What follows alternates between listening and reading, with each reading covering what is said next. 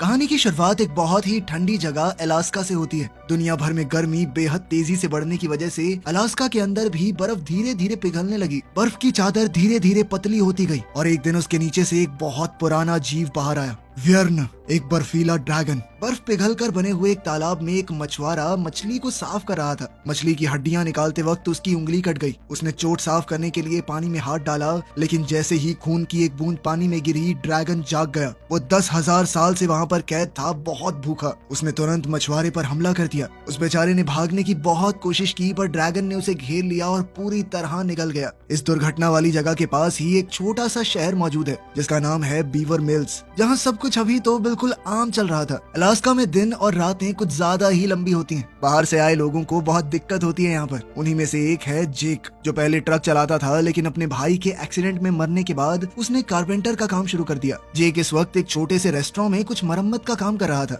उसी रेस्टोरेंट में काम करने वाली एक लड़की क्लेयर उसे बड़े ध्यान से देख रही थी। जेक काफी देर से काम कर रहा था, तो क्लेयर ने सोचा कि इसे कॉफी दे देती हूँ। पर तभी डेविड, जो कि शहर का एक जाना माना डॉक्टर है, बीच में आ गया। उसने वो कॉफी ले ली और क्लेयर से पूछा कि क्या तुम मेरे साथ कहीं घूमने चलोगी? क्लेयर ने लगभग 10वीं बार मना कर दिया। डेविड हर बार की तरह थोड़ा नाराज सा होकर वहाँ से चला गया। बाद में क्लेयर ने जेक से माफी मांगी। वो कॉफी मैं तुम्हारे लिए लेकर आई थी, पर चलो वो तो गई, अगर खाना खाना है तो आ जाओ। जेक को भी भूख लगी थी तो वो मान गया। डाइनर के अंदर उसकी मुलाकात एडना नाम की एक बूढ़ी औरत से हुई। वो हमेशा 2 लोगों के लिए ब्रेकफास्ट ऑर्डर करती थी, अपने और अपने पति के लिए। ये दरअसल उसी मछुआरे की पत्नी है जिसे ड्रैगन ने हाल ही में मार दिया था। एडना उसकी मौत के गम से अब तक निकल नहीं पाई। क्लेयर ने देखा कि जेक भी कुछ ऐसे ही दुख से गुजर रहा है। उसने उसे तसल्ली दी और कहा कि तुम्हारा भाई जिस भी दुनिया में होगा वो खुश ही होगा। जेक अपने भाई के बारे में बात करने को तैयार नहीं था। उसने कॉफी पी और घर चला गया।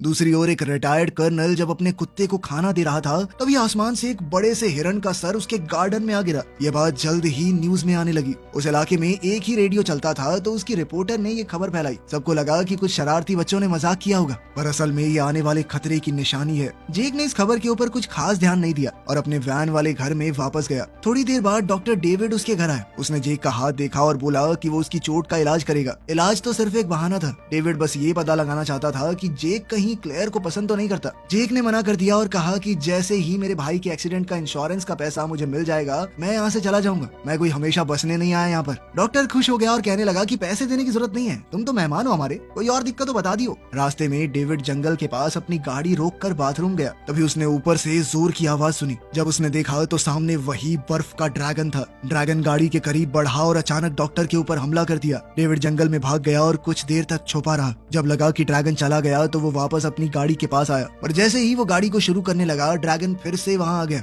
और डेविड को मार डाला। अगले दिन एक लोकल आदमी हैस जंगल में शिकार करने गया। उसने जमीन पर अजीब से निशान देखे और एक बहुत बड़े जानवर का गोबर भी। उनके आसपास वाले जंगल में कोई इतना बड़ा जानवर नहीं था। थोड़ी देर बाद वो ड्रैगन व्यर्न उसके सामने आ गया। हैस ने गोली चलाई पर ड्रैगन बच गया। उसकी बंदूक की आवाज पुलिस वाले इंस्पेक्टर डॉसन ने सुनी, जो डाइनर के बाहर जेक से बात कर रहा था। दोनों आवाज का पीछा करते हुए जंगल की तरफ गए, जहाँ पर उन्हें हैस मिला, जो बहुत ज्यादा डरा हुआ था। हैस ने कहा कि उसने आसमान में एक बहुत बड़े मॉन्स्टर को देखा है। बड़ी मुश्किल से जान बची है मेरी, इतना बड़ा था वो। शेरिफ को उसकी बात पर विश्वास नहीं हुआ। सोचा कुछ फूंक के घूम रहा होगा और ऐसे ही कह दिया कि पुलिस स्टेशन जाके स्टेटमेंट दे दो। फिर जेक ने जंगल में एक हाथ देखा, जिसकी शर्ट और घड़ी बिल्कुल डॉक्टर डेविड वाली थी। वो कल ही तो उससे मिला था, तो उसने तुरंत पहचान लिया। इंस्पेक्टर यानी शेरिफ को समझ नहीं आ रहा था कि ये सब हो क्या रहा है। उधर हैस फिर से बोलने लगा कि वो मॉन्स्टर बहुत खतरनाक है, सबको मार देगा वो। वैसे तो उनके पास ड्रैगन के होने का कुछ खास सबूत नहीं था, लेकिन डेविड के कटे हुए हाथ को नजरअंदाज तो नहीं किया जा सकता। शेरिफ ने अब एक इमरजेंसी मीटिंग बुलाई रेस्टोरेंट के अंदर।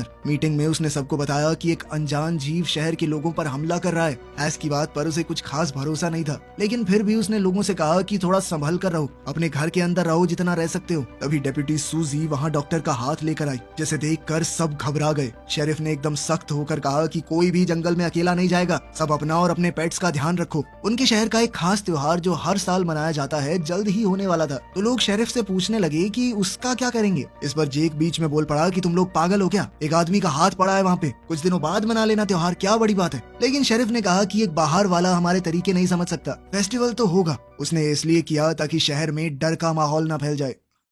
मीटिंग के बाद शेरिफ को एक फोन आया। ये कॉल थॉमस नाम के एक आदमी ने किया था, ये कहते हुए कि उसके फार्म पर हमला हुआ है। शेरिफ तुरंत उस आदमी के फार्म की ओर निकल गया। उधर रिटायर्ड कर्नल ट्रेविस ये पता लगाने की कोशिश कर रहा था कि उसके गार्डन में वो 12 सिंगे का सर किसने फेंका। तभी उसने आसमान में एक बड़े से ड्रैगन को उड़ते देखा। वो तुरंत पुलिस को बताने के लिए अपनी जीप लेकर निकल पड़ा, लेकिन रास्ते में वो ड्रैगन अचानक उसके सामने आ गया। बंदूक लेकर कर्नल अपनी गाड़ी से बाहर आया और वेयन के ऊपर गोलियां चलाने लगा। वेयन को एक भी गोली नहीं लगी, लेकिन कर्नल ड्रैगन को वहां से भगाने में कामयाब हो गया। इसके बाद वो शहर में गया और डिप्टी सूजी को सब कुछ बताया। उसने कहा कि एलियंस का हमारी दुनिया के ऊपर हमला हो गया है, लेकिन ये बात सुनकर तो सूजी को लगा कि ये पागल हो गया बुड्ढा, और उसने कर्नल को वापस घर जाने को कहा। फिर भी सूजी ने सोचा कि चलो शेरिफ को एक बार तो बता देना चाहिए, लेकिन उस समय तक शेरिफ उस आदमी के फार्म पर पहुंच गया था। वो कॉल उठा नहीं पाया। जैसे ही वो घोड़ों के अस्तबल के अंदर गया, उसने थॉमस को आवाज लगाई, जिसके बाद वो अचानक ही खून के तालाब में फिसल गया। वहाँ पड़े शेरिफ को अचानक थॉमस की लाश दिखाई दी। उसे इतना खून खराबा देखने की आदत नहीं थी। शेरिफ इतना घबरा गया कि बेहोश ही हो गया। तभी कर्नल भागकर हैम्पटन के पास गया, जो रेडियो स्टेशन में काम करती है। उसने हैम्पटन से कहा कि जल्दी से मॉन्स्टर के बारे में इमरजेंसी अनाउंसमेंट कर दो,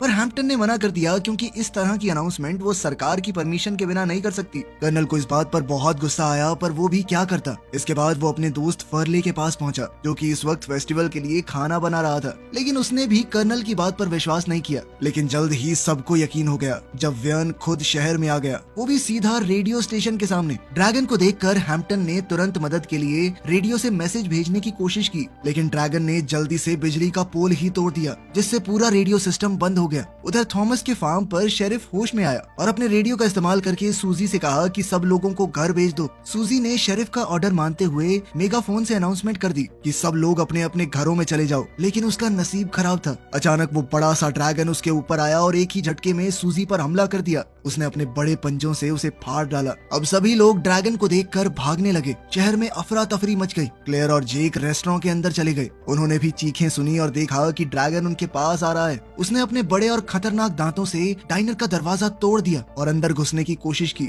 लोग टेबल के पीछे छुप गए। कुछ देर बाद ड्रैगन ने हमला करना बंद कर दिया और ऊपर उड़ गया। अब वो शहर में दूसरे लोगों को पकड़कर खाने लगा। थोड़ी देर बाद हैम्पटन और फर्ले भी डाइनर में आ गए और सबको बताया कि वो खतरनाक क्रीचर लोगों को एक के बाद एक खाता जा रहा है। सबको ये जीव बहुत अजीब सा लग रहा था। तब क्लेयर ने कहा कि शायद ये एक ड्रैगन है, पुरानी कहानियों जैसा। इस पर हैम्पटन ने उसे पागल कहा, पर हैस ने कहा कि हर एक देश में ऐसी रहस्यमयी ड्रैगन्स की कहानियां होती हैं। उसने बताया कि पुरानी कहानियों में ऐसे ही एक ड्रैगन का नाम है, जिसका नाम था वेयन, जिसका जन्म नर्क में हुआ था। वो बहुत भूखा है। कहानी के मुताबिक शुरुआत में ये ड्रैगन सिर्फ बुरे लोगों को खाता था, लेकिन बाद में इसकी भूख इतनी बढ़ गई कि इसने सबको खाना शुरू कर दिया।